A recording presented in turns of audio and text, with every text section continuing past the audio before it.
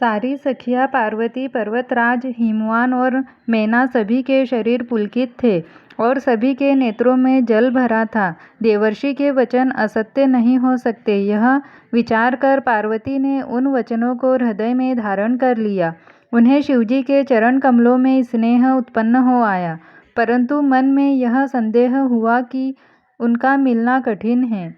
अवसर ठीक न जानकर उमा ने अपने प्रेम को छिपा लिया और फिर वे सखी की गोद में जाकर बैठ गई। देवर्षि की वाणी झूठी न होगी, यह विचार कर हिमवान, मैना और सारी चतुर सखियाँ चिंता करने लगी।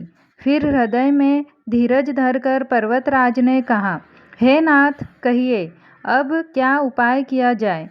मुनीश्वर ने कहा, हे हिमवान, सुनो।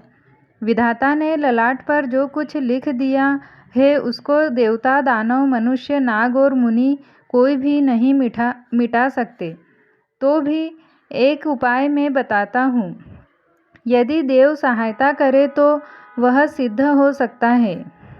उमा को वर तो निसंदेह वैसा ही मिलेगा जैसा मैंने तुम्हारे सामने वर्णन किया है, परंतु मैंने वर के जो जो दोष बतलाए हैं, मेरे अनुमान से वे सभी शिवजी में हैं। यदि शिवजी के साथ विवाह हो जाए तो दोषों को भी सब लोग गुणों के समान ही कहेंगे। जैसे विष्णु भगवान शेषनाग की शैया पर सोते हैं तो भी पंडित लोग उनको कोई दोष नहीं लगाते। सूर्य और अग्निदेव अच्छे बुरे सभी रसों का भक्षण करते हैं, परंतु उनको कोई बुरा नहीं कहता। गंगा जी में शुभ और अशुभ सभी जल बहता है, पर कोई उन्हें अपवित्र नहीं कहता। सूर्य, अग्नि और गंगा जी की भांति समर्थ को कुछ दोष नहीं लगता। यदि मूर्ख मनुष्य ज्ञान के अभिमान से इस प्रकार होड़ करते हैं तो वे कल्प भर के लिए नरक में पड़ते हैं। भला कहीं जीव भी ईश्वर के समान सर्वथा स्वतंत्र हो सकता है। गंगा जल से भी बनाई हुई मदिरा को जानकर संत लोग कभी उसका पान नहीं करते, पर वही गंगा जी में मिल जाने पर जैसे पवित्र हो जाती है। ईश्वर और जीव में भी वैसा ही भेद है। शिवजी सहज ही समर्थ है, क्योंकि वे भगवान हैं, इसलिए इस विवाह में सब प्रकार कल्याण है। परंतु महादेव जी की आराधना बड़ी कठिन है, फिर भी क्लेश तप करने से वे बहुत जल्द संतुष्ट हो जाते हैं।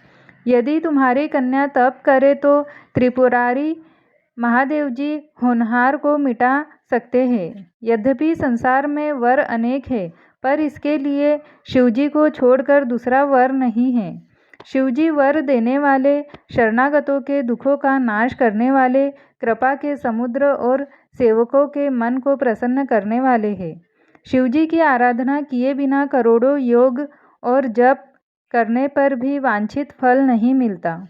ऐसा कहकर भगवान का स्मरण करके नारद जी ने पार्वती को आशीर्वाद दिया और कहा कि हे पर्वतराज, तुम संदेह का त्याग कर दो, अब यह कल्याण ही होगा।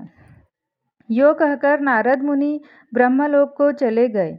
अब आगे जो चरित्र हुआ उसे सुनो। पति को एकांत में पाकर मैना ने कहा, हे नाथ, मैंने मुनि के वचनों का अर्थ नहीं समझा। जो हमारी कन्या के अनुकूल घर, वर और कुल उत्तम हो तो विवाह कीजिए, नहीं तो लड़की चाहे कुमारी ही रहे।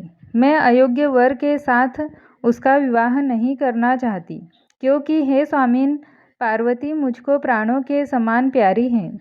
यदि पार्वती के योग्य वर न मिला तो सब लोग कहेंगे कि पर्वत स्वभाव से ही जड़ मूर्ख होते हैं। हे स्वामी, इस बात को विचार कर ही विवाह कीजिएगा, जिसमें फिर पीछे हृदय में संताप न हो। इस प्रकार कहकर मैना पति के चरणों पर मस्तक रख कर गिर पड़ी। तब हिमवान ने प्रेम से कहा, चाहे चंद्रमा में अग्नि प्रकट हो जाए, पर नारद जी के वचन झूठे नहीं हो सकते। हे प्रिय, सब सोच छोड़कर श्री भगवान का स्मरण करो। जिन्होंने पार्वती को रचा है वे ही कल्याण करेंगे। अब यदि तुम्हें कन्या पर प्रेम है तो जाकर उसे यह शिक्षा दो कि वह ऐसा तप करे जिससे शिवजी मिल जाए। दूसरे उपाय से यह क्लेश नहीं मिटेगा। नारद जी के वचन रहस्य से युक्त और सकारण है और शिवजी समस्त सुंदर गुणों के भंडार है। यह विचार कर तुम मिथ्या संदेह को छोड़ दो। शिवजी सभी तरह से निष्कलंक है। पति के वचन सुन मन में प्रसन्न होकर